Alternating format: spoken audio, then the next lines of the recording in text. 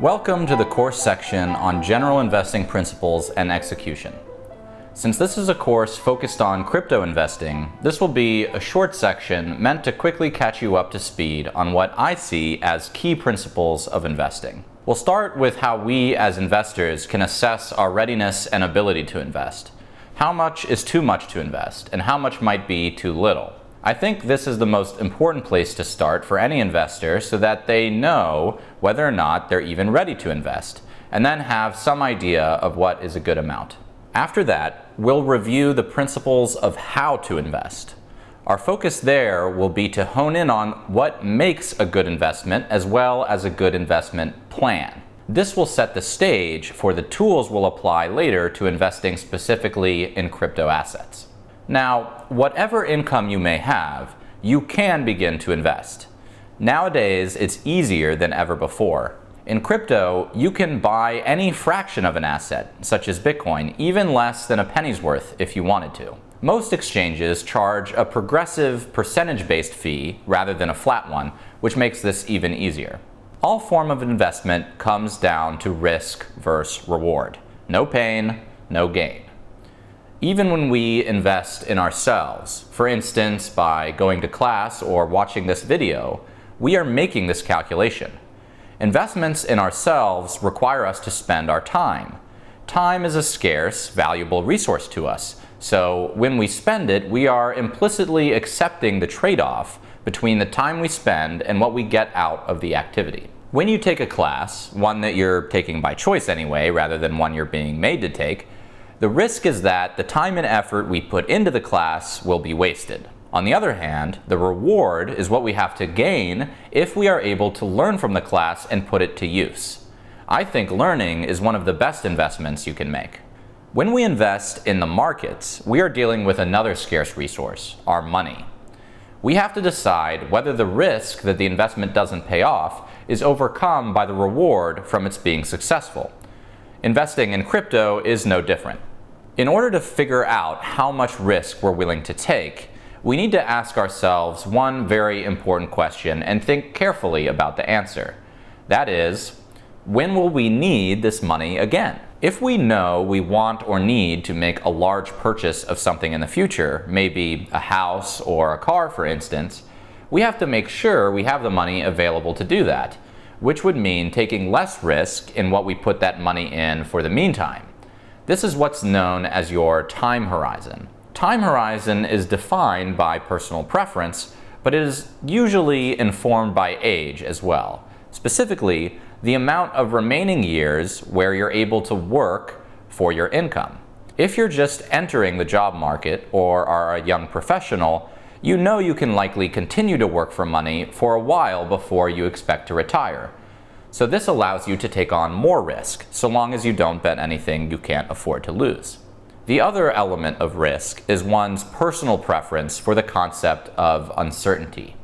Risk in any investment is underlied by uncertainty. We don't know what's going to happen next. Uncertainty is also tied to time. The longer the time horizon for the investment, the more potential unknown things could happen over that period of time.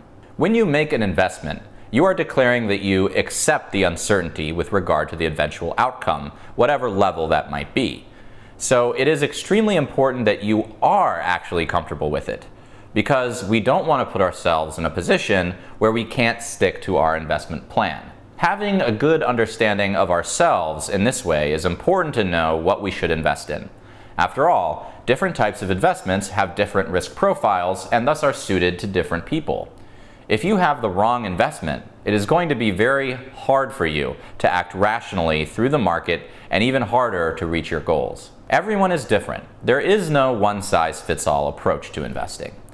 Some people are comfortable not checking their investments for days, going on about their lives and sticking to a simple plan of staying invested that can often work great, and it's really all that's needed in most cases. Some people check their investments incessantly. Maybe they just enjoy it, or maybe they are really fighting the constant tug of euphoria versus worry, doubt, and fear. But they manage to stay in control and still stick to their plan.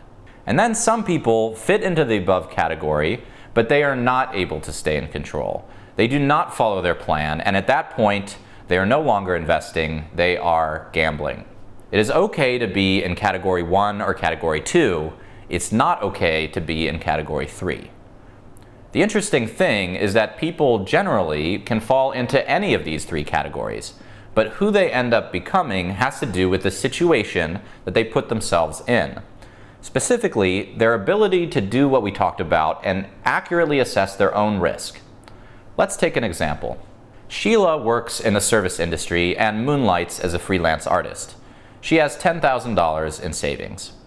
If she were to invest, say, $500 into Bitcoin, she may not worry about it at all and would find it easy to stick to her plan.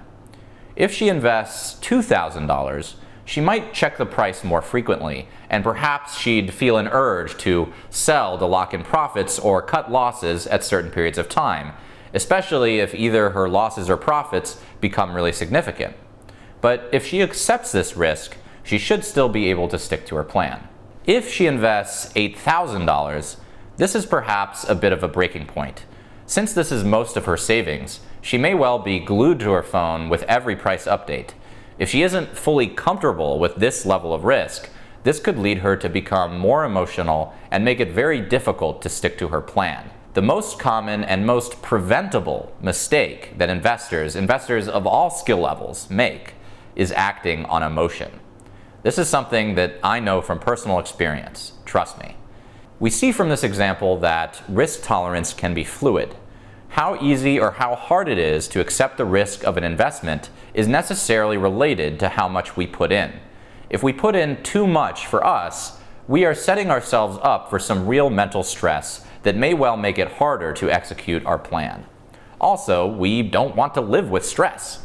So, to summarize, we know we have to think about our time horizon and the level of risk tolerance that will allow us to be in category 1 or category 2 of investors who can follow their plan. It's no different in crypto, and in subsequent videos we're going to review exactly how we make these investment plans for crypto assets. But first, we're going to need to build a bit more of a foundation.